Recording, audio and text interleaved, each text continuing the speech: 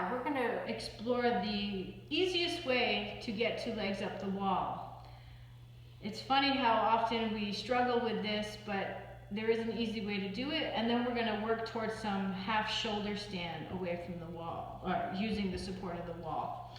So the easiest way to do legs up the wall is lay on your side, on your mat. Bring your bottom right to the wall if you can, even if you got to bend your legs. And then you're going to roll up. Now, if your hamstrings are tight like mine, you might have to bend your legs a little bit. But what you're looking for with legs up the wall is this soft belly, this soft pelvic belly, and not a bunching up or a collapse of the legs. So your legs are active enough to stay there, and you could strap your legs if you wanted to. Some of us put blankets or something over our feet, which is also very nice, which you can see. Which just helps ground your feet, right? Putting them over. Just that little bit of weight helps ground down into the pelvic house, into the earth. You could use a bolster, whatever you want. But please don't force your knees to the wall, because that you really feel the hardness of the knees. So let the knees yield where the thigh bone is perpendicular to your pelvic halves. So this way, the weight's pouring down evenly to the pelvic half and not going into the low back. When we do this, you can see now my low back is pressed to the floor. Whereas if I yield it, now it's down going into the pelvic halves. So this is not really restful, and now my sitting bones and tail are off the floor. But now if you yield the legs and let the energy pour down, the flow pour down, it's much more restful. Arms can be beside you or out to the side, whatever's comfortable. And you don't always need the blanket, so you can always kick that away. This is also a nice way to explore hip opening a little bit, letting one up and down. That same thing we did with Janu Sirsasana, pulling the leg in and bringing it back up. Or you can do both legs in Supta Baddha Konasana. And sometimes I like to press kind of close to the hip groin where I'm rolling the leg bone open a little bit more in hip, and that feels really nice. I wouldn't recommend pressing on the knee, because that's just going to jam into the hip.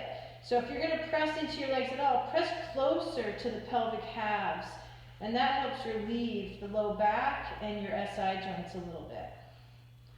Great. And then from there you can come back in. Now we're going to roll up into half shoulder stand. Number one rule is you're not going to look all around to see what's going on in the room. You're going to keep your focus right in front of you. You don't want to turn your head once you start bringing weight up into the shoulders and the back of the head, because then you can hurt your neck.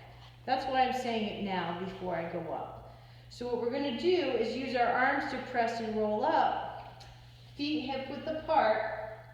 We're going to press through our arms to roll up and down a couple times, and then you'll see me go into the half shoulder stand, or I have to think about it.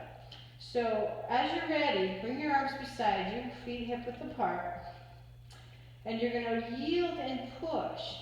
That's why we did that little warm-up as well with our spine earlier. So as you inhale, push into the wall, feet to head, press hands to tail as you roll up to your shoulders, bringing your chest to your shoulders. And then exhale, roll down. Nice and slow through your entire spine, all the way to your tail. So that movement that we went all the way to the tail and back up again, that's what we're looking for. So again, inhale, push through feet to head, rolling up, reaching those thigh bones away from you. And exhale, roll back down. This time we'll come up to half. So inhale, come up. Now if you can, roll your arm bones closer. Don't walk your shoulders away. Roll your arm bones in and hook. Hook your hand around so your thumb is to the outside and fingers are in towards your sacrum and back waist. Now I'm going to go real easy here because I'm in no hurry to go further than I need to. Pelvic calves are yielding into my hands, and my weight's going into my arms, the shoulders, and a little bit in my head. So I'm going to go slow here and lengthen my leg up with my inhale to reach it up, and maybe I just do one leg at a time. Exhale it back down.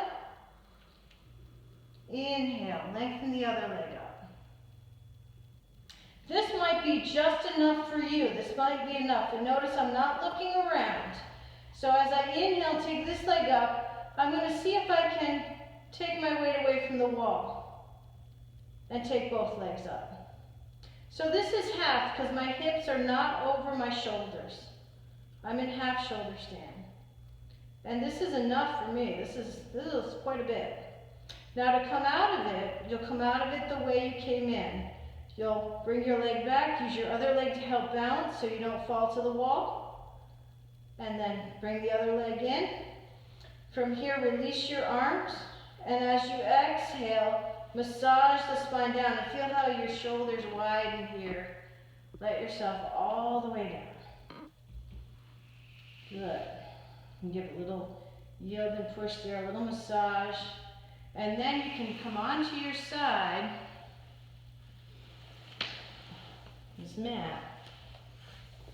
I'm just going to switch. Not as graceful as that because I'm close to the wall. But you can come into a little sphinx with your forearms just to release your neck. Just a little bit. You don't have to come up any higher than that. You got your forearms down. And this just helps release the tension in the neck. Good. And then you can rest down.